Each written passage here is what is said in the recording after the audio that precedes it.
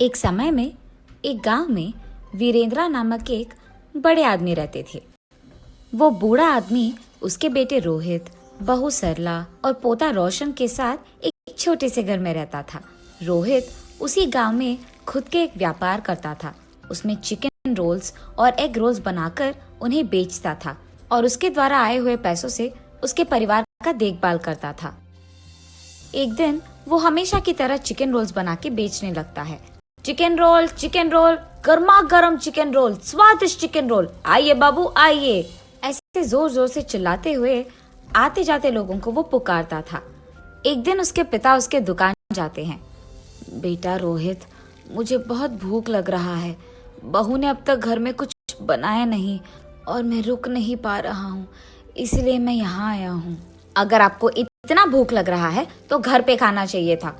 अगर बहू ने कुछ बनाया नहीं तो रुक लेना था, लेकिन ऐसे दुकान आ जाना क्या है? आप क्या समझ रहे थे पापा? आप वहाँ खड़े होकर मेरा समय वृथा मत कीजिए। चलिए घर चले जाइए। उसके बेटे के ऐसे बात करने के कारण वो निराश होके वहाँ से उसके घर चले जाता है। अपने बेटे और बहू को उनकी तरफ ऐसे बर्ताव करते हुए देख और बिल्कुल भी गौरव से पेश आते हुए ना देख, वो बूढ़े आदमी बहुत बुरा मानते थे। इतना हो जाने के बाद भी वो घर छोड़कर इसीलिए नहीं जाते थे क्योंकि उनको बेटे पे बहुत प्यार था। इसीलिए वो सहते हुए वो गम में ही जी लेते थे। दूसरी तरफ रोहित को उसके बेटे रोशन से बहुत प्यार था। वो अपने बेटे को बहुत लाड करता था और जो भी उसको पसंद था वो हमेशा उसको देता था और उसका सारा खाली समय वो सिर्फ अपने बेटे से खेलते हुए बिताता था। एक दिन अचानक रोशन को बुखार आता है और जब रोहित को ये बात पता चलता है तो वो अपना दुकान, व्यापार सब छोड़कर घर जाके सिर्फ उसके बेटे के ख्याल रखने में लगे रहता है। वो दुकान ना जाकर सिर्फ घर पे रह के उसके बेटे का देखभाल करते हुए, उसी के बारे में सोचते हुए दुख में ही बैठे रहता है। उसे ऐसे दुखी देख उसके पिता रोहित के पास जाकर ऐसे कहते हैं, बेटा रोहित, फिक्र मत करो, रोशन को बुखार आया है, वो ठीक हो जाएगा बेटा। पापा, आपको क्या पता, बुखार है, कम हो जाएगा, यही कहना है आपको, जैसे आपको सब कुछ पता है। ऐसे वो गुस्से में उसके पिता से बात करता है। हाँ, मैं तो अपने बेटे को ऐसे दुखी नहीं देख पा रहा था, इसीलिए उसके पास जाकर मैंने ऐसे कहा, लेकिन मेरे बेटे ने मुझे कभी समझा ही नहीं, इसीलिए वो गुस्से में बात करता है हमेशा मुझसे। एक समय में मैंने भी अपने बेटे का ऐसे ही ख्याल रखा था, लेकिन अब तो मेरा बेटा मुझसे बात भी नहीं करना चाहता है। ऐसे सोचते हुए वो बहुत दुखी होता है और उसके बेटे पे प्यार को अपने ही अंदर रख के वो वहाँ से चले जाता है। अगले दिन भी रोहित के बेटे का बुखार कम नहीं होता है और इसी कारण रोहित उसके बेटे को लेकर उसके घर के बाहर बैठ के उसको देख के दुखी होते रहता है। ऐसे जब बाप बेटे दोनों वहाँ पे बैठे थे, उनसे कुछ ही दूर में दीवार पे एक कौवा बैठा था। उसे देख वीरेंद्रा ऐसे पूछता है, बेटा रोहित, वो दीवार पे क्या बैठा है? मुझे ठीक से दिखाई नहीं दे रहा है, तुम बताओगे? पापा, वो कौवा है। बेटा, शायद वो कौवा नहीं है, ठीक से देखो। आपको तो दिखाई नहीं देता है, जब मैं कह रहा हूँ कि वो कौवा है तो आप मान क्यों नहीं लेते हो? एक और बार मत पूछेगा, वो कौवा ही है। ऐसे उसके गुस्से में जवाब देने के बावजूद उसके पिता फिर से पूछते हैं कि वो क्या है। पापा, आपको कितने बार बताऊं मैं, वो कौवा है, कौवा है, कौवा है। आपने अगर एक और बार पूछा तो अच्छा नहीं रहेगा। ऐसे वो और गुस्से में जवाब देकर उठकर वहाँ से चले जाता है। उसके बेटे को वहाँ से उठ के चले जाते हुए देख वो और भी दुखी होते हैं। ऐसे कुछ दिन बीत जाते हैं। एक दिन रोहित अपने बेटे को उठाकर खेलते हुए उसके घर के सामने रहता है और ठीक तभी उसके घर के दीवार पे एक कौवा आता है। पापा पापा, वो दीवार पे क्या है? बेटा, उसको कौवा बुलाते हैं। पापा पापा, वो क्या है? उसे क्या बुलाते हैं? बेटा, उसे कौवा बुलाते हैं। पापा, वो क्या है? बेटा, उसे कौवा बुलाते हैं। तुम भी उसे बुला सकते हो, चलो बुलाओ कौवे को तुम्हारे पास। ऐसे वो अपने बेटे को कौवे के बारे में सिखाते रहता है, लेकिन उसके बेटे को कुछ भी समझ न आने के कारण वो लगातार एक ही प्रश्न पूछता है कि वो क्या है और उसे क्या बुलाते हैं, और ऐसे 20 बार करता है। इतने बार पूछने के बावजूद रोहित उसे बहुत सब्र से समझाता है। उसे जरा सा भी गुस्सा नहीं आता है। पापा फिर से बोलिए ना। बेटा वो एक कौवा है। एक दिन जब मेरे पापा ने यही बात पूछी थी तो मैंने उन पर गुस्सा किया था और उन्होंने सिर्फ 3 बार पूछा था और इसीलिए क्योंकि उनको दिखाई भी नहीं दे रहा था। लेकिन जब मेरे बेटे ने 20 बार भी पूछा तो मैंने उस पर जरा सा भी गुस्सा नहीं दिखाया और बहुत सब्र से उसको सब कुछ समझाया। मेरे पापा ने भी मेरा इतना ही ख्याल रखा था बचपन में, लेकिन बड़े हो जाने के बाद मैं उनका ख्याल नहीं रख रहा हूँ। ऐसे सोचते हुए वो बहुत दुखी होता है और ठीक तभी उसको घर के अंदर से जोर जोर की आवाजें आने लगती है। मेरी बीवी किससे बात कर रही है? ये सोचते हुए वो घर के अंदर जाता है। तुम्हारा बेटा तुम्हारा ख्याल नहीं रखता है, मैं भी तुम्हारा ख्याल नहीं रखती हूँ, फिर भी आप इसी घर में रहते हो, कभी बाहर जाते ही नहीं हो। शर्म नाम की कुछ चीज भी है आपको? उसके बहू को ऐसे बात करते हुए चिल्लाते हुए देख वो कुछ नहीं कहते हैं और बस चुपचाप बैठे रहते हैं। सरला, मेरे पापा बूढ़े हैं, क्या बड़ों से ऐसे ही बात किया जाता है? उनका देखभाल करना हमारी जिम्मेदारी है, ये मत भूलो। और तुम पापा से ऐसी ऊंची आवाज में बात कर रही हो? हाँ, क्या आप ही बात कर रहे हैं? हाँ, मैं ही बात कर रहा हूँ। कल जब हमारा बेटा भी बड़ा हो जाएगा तो क्या वो भी हमसे ऐसे ही बात करेगा? सुन पाओगी उसकी ऐसी बातें? और वैसे वो अभी बच्चा है, उसके सामने अगर हम पापा से ऐसे ही बात करेंगे तो वो भला क्या सीखेगा? यही ना? इसीलिए आज से हमें ये सब बदलना होगा। तुम पापा से अच्छी तरीके से बात करोगी, उनको गौरव दोगी। आज से हम जैसा देखभाल हमारे बेटे के करते हैं वैसे ही पापा का भी करेंगे। ये वो उसकी बीवी को समझाता है। पापा, मुझे माफ कीजिए, जिंदगी में मेरे इस स्थान का कारण आप ही हो और मैंने आप ही को इतना दुख पहुंचाया। मुझे अपनी गलती का एहसास हो गया है पापा। ये कहते हुए वो उसके पापा के चरणों पे गिर जाता है। बेटा, तुम्हें बदलाव आ गया है, बस यही काफी है इस जिंदगी के लिए। मेरे बारे में ऐसा सोचकर दुखी मत हो बेटा, तुम बदल गए हो, मैं खुश हूँ। जी पापा, आइंदा मैं आपको कभी ऐसे दुख नहीं पहुंचाऊंगा और आपसे कठोर तरीके में नहीं बात करूंगा। आपका मैं बहुत अच्छा ख्याल रखूंगा। आपकी खुशी मेरी जिम्मेदारी। ऐसे ही तब से रोहित उसकी गलती का एहसास करके उसके पिता को उसके बेटे की तरह ही देखता है और रोहित के पिता भी इसी खुशी में जीते रहते हैं। और ऐसे रोहित को उसके गलती का एहसास होकर उसके दुकान में चिकन रोल्स, एग रोल्स बनाते हुए घर को भी संभालता है और ऐसे सभी खुश रहते हैं। एक गांव में प्रेमजी तिवारी नाम का एक बहुत ही बढ़िया बावर्ची रहा करता था। वो जिस गांव में रहता था उसी गांव के एक ढाबे में वो खाना पकाता और जिंदगी गुजारता। प्रेमजी तिवारी के माँ बाप तो नहीं थे, पर एक बहन और एक भाई था। बहन की शादी करवाने के लिए और भाई को अच्छे से पढ़ाने के लिए वो बेचारा दिन रात कष्ट किया करता था। प्रेम जी के बनाए हुए सारे पकवान कई सालों से बच्चे, बूढ़े, गांव के बाकी सारे लोग बड़ा मजा लेके खाया करते थे। इसकी वजह से वो जिस ढाबे में काम करता था उस ढाबे का नाम अच्छा हुआ और कमाई भी बढ़ गई। एक दिन प्रेम जी के एक दोस्त ने प्रेम जी की बहन की शादी के लिए एक अच्छे से लड़के के बारे में बताया। ये सुनकर प्रेम जी ने सोचा ये शादी तो किसी भी तरह करवानी पड़ेगी, चाहे उधार लेना पड़े, पर बहन की शादी होनी चाहिए। इसलिए वो गांव के जमींदार के पास गया और सूद पर रुपए लेके उसने शादी करवा दी। अपनी बहन की शादी में प्रेम जी ने खुद अपने हाथों से बढ़िया खाना बनाया था। सारे अतिथिगण खाना खा के मुग्ध हो गए। अरे वाह प्रेम जी, तुम्हारे हाथों में तो जादू है भैया, खाना तो तुमने बढ़िया पकाया है भाई। उसी शादी में लड़कों की तरफ से रामलाल नाम का एक आदमी आया था। खाना खा के उसे बहुत पसंद आया तो उसने कहा, प्रेम जी भाई, लंदन में मेरा एक रेस्टोरेंट है, क्या तुम लंदन आके मेरे रेस्टोरेंट में कुक के काम करोगे? ये सुनकर प्रेम जी भाई को याद आया कि उसके भाई को पढ़ाना है, उसका कुछ उधारी भी है। इन सबको छोड़ के लंदन जाना उसके लिए नामुमकिन था, तो उसने इस मौके को जाने दिया। दिन गुजरने लगे, उधार का भार बढ़ने लगा और पूरी तनख्वाह तो ब्याज भरने में निकल जाती थी। भाई को पढ़ाने के पैसे कम पड़ने लगे, घर चलाने में भी दिक्कत होने लगा। तो प्रेम जी भाई इन बातों को लेके मन कचोट के रह जाते थे। इस तरह महीने बीतने लगे, पर प्रेम जी भाई का आमदनी नहीं बढ़ रहा था। फिर एक दिन प्रेम जी भाई उदास बैठ के उपाय के बारे में सोच रहे थे। उसे लंदन से आए हुए रामलाल के बातें याद आए। अरे उसने तो मुझे रेस्टोरेंट में काम करने का मौका दिया था, ये बात मैं कैसे भूल गया। ये सोचकर वो रामलाल से मिलने चला। अरे प्रेम जी, आप इस तरफ। आपने तो उस दिन कहा था ना कि लंदन में आपके रेस्टोरेंट में कुक की नौकरी मुझे देने को तैयार है। अभी भी क्या वो नौकरी मुझे देंगे? अरे वाह, बढ़िया है, आखिर आपने मेरी बात मान ही ली। जरूर मौका मिलेगा। मैं एक हफ्ते में वहां जा रहा हूं। मेरा बेटा आपके लंदन आने तक के सारे इंतजाम खुद देखेगा, ठीक है?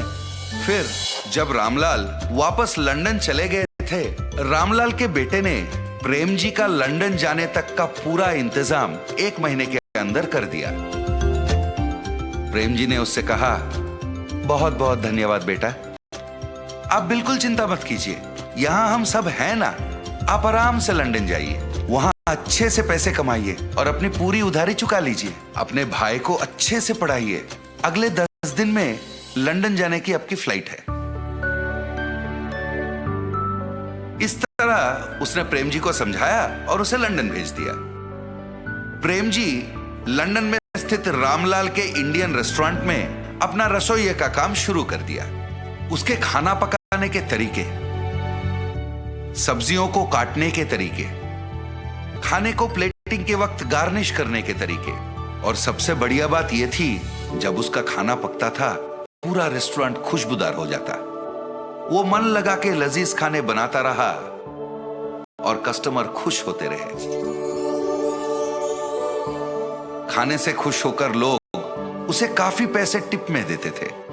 इससे प्रेम जी खुश होकर और बढ़िया पकवान बनाने लगा। इधर महीने का तनख्वाह मिलता था और टिप की ऊपरी पैसे होने के कारण उसका आमदनी बढ़ गया। और जितने भी पैसे वो कमाता था, पूरे पैसे वो इंडिया भेज देता। फिर रामलाल के बेटे से बात करता और उनसे कहता कि उन पैसों से उसकी उधारी चुका दे और उसके भाई को बढ़िया सा कॉलेज वगैरह में भर्ती करके पढ़ाए। इस तरह 6 महीने बीत गए। इन 6 महीनों में उसने कई बार पूछा कि मेरे भाई से फोन पर बात करवा दे, पर कोई ना कोई कारण बोलकर रामलाल के बेटे उसे टाल देता तो प्रेम जी को संदेह होने लगा। और फिर जब रामलाल अपने बेटे के साथ बात करते थे, वो चुपके से उनकी बातें सुनने लगा। एक दिन रामलाल से मिलने प्रेम जी जा ही रहे थे। उसने देखा रामलाल बहुत गुस्से में किसी से फोन पर बात कर रहा है, तो वो छिपके सुनने लगा। 6 लाख रुपए है भाई, ऐसे थोड़ी ना आ जाते हैं। प्रेम जी का हाथ का खाना बढ़िया है, इसलिए उसे मैं जो तनख्वाह देता हूं और उसके टिप के पैसे मिलाकर हर महीने उन पैसों को मैंने बचा के रखने को कहा था, ना कि इसके बारे में प्रेम जी के भाई को बताने के बारे में। कोई ना कोई उपाय निकाल और मुझे वापस फोन कर। उनकी इन बातों को सुनकर वो तुरंत अपने घर गया। अपना पूरा सामान उसने समेट लिया और उसी वक्त वहां से निकल पड़ा। मैंने इन पे अंधविश्वास किया था और काम करने विदेश तक आ पहुंचा। 1 रुपए मेरा पैसा मैंने नहीं बचा, पूरा पैसा इनको सौंप दिया। पता नहीं उधर मेरे भाई और बहन किस हालत में हैं। पता नहीं मेरा सूद कितना बढ़ गया है। मुझे विश्वास नहीं हो रहा है कि अपने कुकर्मों के लिए इन लोगों ने मुझे वहां से यहां तक ले आया। वो बेचारा रास्ते के एक किनारे बैठकर दुखी हो रहा था। हे भगवान, अब तुम्हारा ही भरोसा है, तुम ही कोई रास्ता निकाल दो भगवान। वो बेचारा कुछ देर वहीं पर भगवान का स्मरण करते बैठा। अचानक से नील रंग के धुआं के बीच में से श्री कृष्ण पधारे। उन्होंने एक बालक का रूप धारण किया। फिर वहीं पर उन्होंने एक फूड स्टॉल को अपने माया से बनवाया और आके प्रेम जी के पास बैठ गए। अंकल, क्या ये फूड स्टॉल आपका है? मुझे बहुत भूख लग रहा है, कुछ पका के खिलाओगे? मैं पैसे भी दूंगा। वो आके प्रेम जी से बातें करने लगे, पर प्रेम जी को तो पता था वो फूड स्टॉल प्रेम जी का तो था ही नहीं। पर कहीं उस बालक को देखकर प्रेम जी को बिछड़ा हुआ अपना भाई याद आया। पता नहीं उसके मन में क्या हुआ। वो उठा और उस फूड स्टॉल की तरफ बढ़ गया। फिर वहां रखे हुए सारे चीजों को देख के सोचने लगा, इसके खाने के लिए क्या पकाऊं। प्रेम जी ने फिर अपनी नजर इधर उधर दौड़ाई तो उसने देखा खाने के कई चीज रखे हुए थे। अरे पता नहीं ये फूड स्टॉल है किसका, इतने सारे खाने की चीजों को यहाँ छोड़ के कहाँ चले गए। वो सोच में पड़ गया। इस तरह अचंभित होकर वो सोच रहा था, वहां खाना खाने दूसरे कस्टमर भी आना शुरू हो गए। प्रेम जी ने उस बालक के लिए बड़े प्यार से खाना पकाया। फिर वो बालक को ढूंढने लगा और वो बालक उसे दिखा नहीं। और इधर वहां बैठे जो बाकी कस्टमर थे वो सारे फूड फूड फूड कहकर प्रेम जी को पुकारने लगे। तो प्रेम जी उनके लिए खाना बनाने में मगन हो गए। इस तरह बिना कुछ सोचे समझे ही प्रेम जी के जीवन में एक नया मोड़ आ गया था। इसके अलावा वो फूड स्टॉल मेरा है कहने वाला कोई आगे ही नहीं आया। तो प्रेम जी ने सोचा शायद ये भगवान की मर्जी है और उन्होंने ही उसे यहाँ भेजा है। वो अपना काम में व्यस्त हो गया। रामलाल को प्रेम जी के फूड स्टॉल के बारे में पता चला तो उसे रोकने वो खुद आ पहुंचे। पर उसे पता नहीं था ये स्वयं भगवान की देन है, वो उसे कहां रोक पाता। इतना ही नहीं, उसका खुद का धंधा ठप होने वाला था और उसका दिवालिया निकलने वाला था।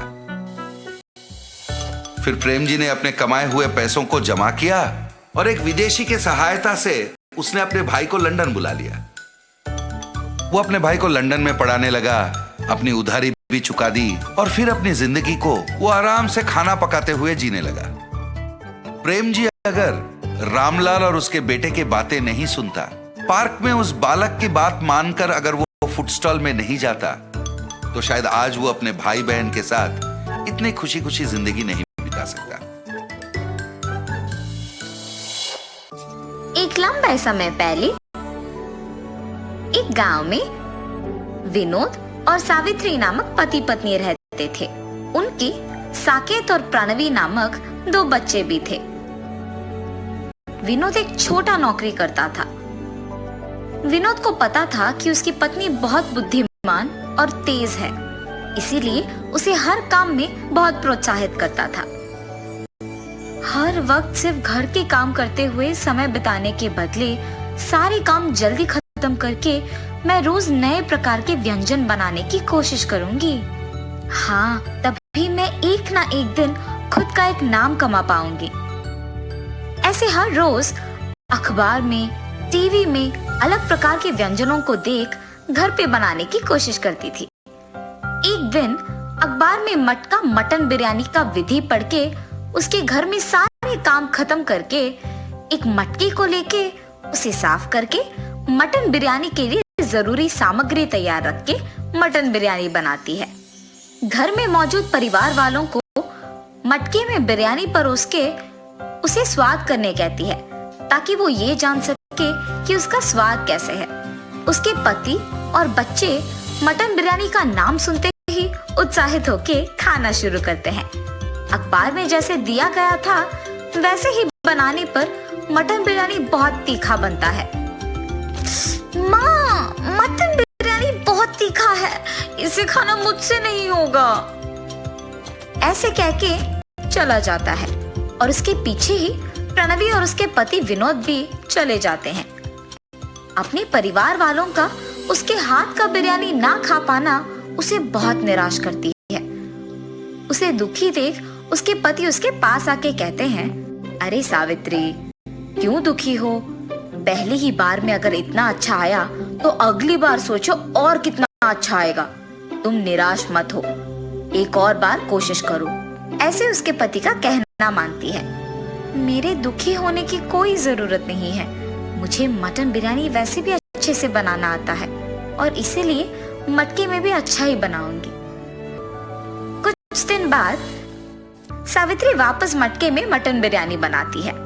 आज का मटन बिरयानी मैंने अखबार में दिए हुए विधि के प्रकार नहीं, बल्कि सभी सामग्री को सही मात्रा में डालकर बनाया है।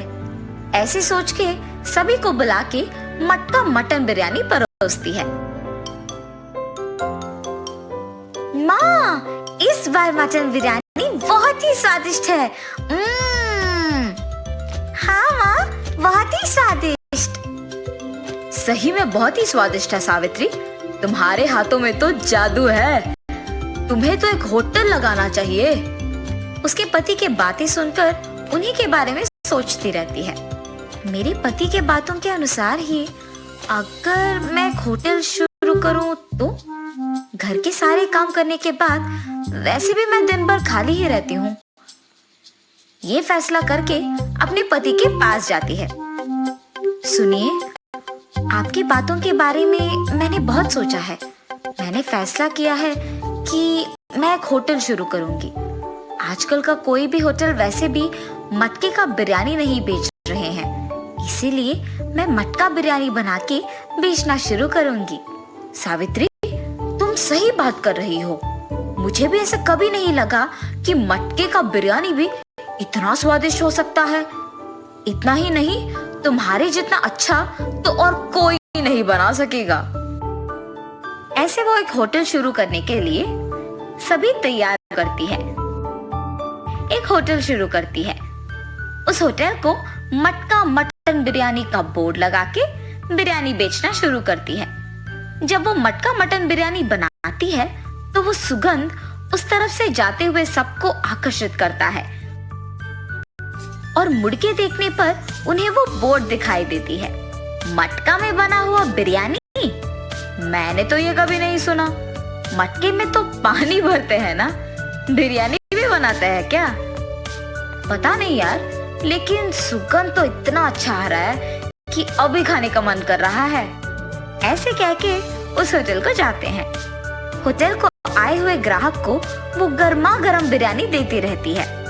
मटका मटन बिरयानी मतलब हमने कुछ और ही सोचा, और ये तो बहुत ही स्वादिष्ट है। हाँ, मैंने भी इतना स्वादिष्ट बिरयानी अब तक नहीं खाया। हाँ यार, मटका मटन बिरयानी सच में बहुत स्वादिष्ट है। होटल को आए हुए सारे ग्राहक उसका अभिनंदन करते हैं। ऐसे सावित्री का शुरू किया मटका मटन बिरयानी होटल बहुत आगे बढ़ता है। उस गांव के जमींदार भी मटका मटन बिरयानी के बारे में सुनकर उनके घर में दावत के लिए वहीं से बिरयानी मंगवाते हैं। जमींदार की आज्ञा के प्रकार ही मटका मटन बिरयानी तैयार करके जमींदार के सेवक को देकर भिजवाती है। उस मटन बिरयानी को स्वाद करने के बाद उस दावत में सभी उसी बिरयानी के बारे में ही बात करते हैं। ऐसे उनका बनाया हुआ मटका मटन बिरयानी बहुत सारे गांव में इतना प्रसिद्ध होता है कि कोई भी दावत हो तो सभी सिर्फ वहां से मंगवाते हैं। ऐसे ही सावित्री उसके विचार के अनुसार खुद एक बहुत अच्छा नाम कमाती है और खुश रहती है। आज अगर मैं इतना बड़ा नाम कमा पाई हूँ तो वो सिर्फ मेरे पति के प्रोत्साहन की वजह से ही कर पाई हूँ। क्या हुआ सावित्री? बहुत समय से देख रहा हूँ, बहुत गहरी सोच में पड़ गई हो। आज अगर मैं इतनी खुश हूँ तो सिर्फ आप ही की वजह से। जब मैं निराश हुई तो आप ही ने मुझे प्रोत्साहित किया, आपने मुझे बहुत सहारा दिया। आज उसी की वजह से मैं इतना नाम कमा पाई हूँ। उसके बाद से विनोद अपना नौकरी छोड़ के होटल को संभालने लगता है। जो भी होटल से बिरयानी मंगवाता है उन्हें खुद मटन बिरयानी देता है और ऐसे वो दोनों खुशी से जीते।